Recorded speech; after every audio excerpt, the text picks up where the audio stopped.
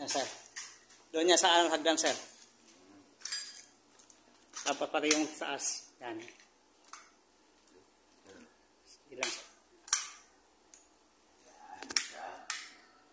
Ito, yung dito sa taas. Yan. Dito, sir, sa taas, sir. Dalawa lang kailangan, ayos na. Oh. Dito sa taas, sir, mayroon. Para makita natin. Complete yung kinabahan ako kanina. Bakit? Akala ko talaga, may naipit lang pala na wire. Ito, sir. Ito, sir, sa fan ito. Ito sa electric fan ito. Yung dyan, nasa ceiling fan. Ito na to. Ha?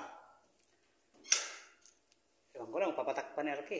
Wala kasi akong maitatagip dyan. Tingnan mo. Kung di, pwede nang dito lang.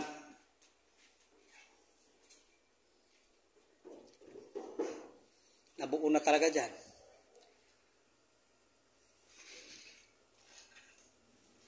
Ito mga to. Dumi lang yan, sir. Ayos.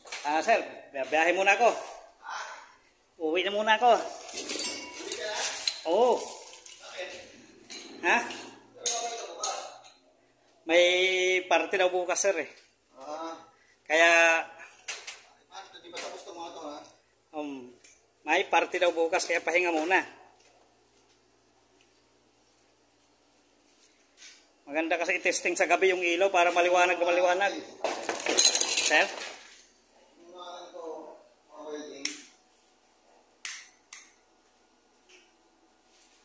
Ito. Sir? Sige, sige. Yung welding ano? Sige.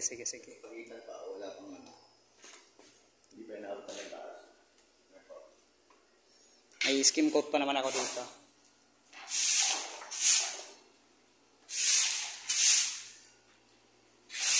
Paano ko kaya ito iuwi? Ang bigat-bigat itong tools ko.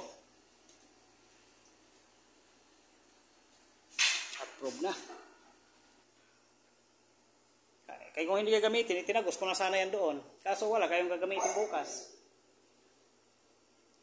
Yun ang pinahabol ni mama mo. Yung ilaw.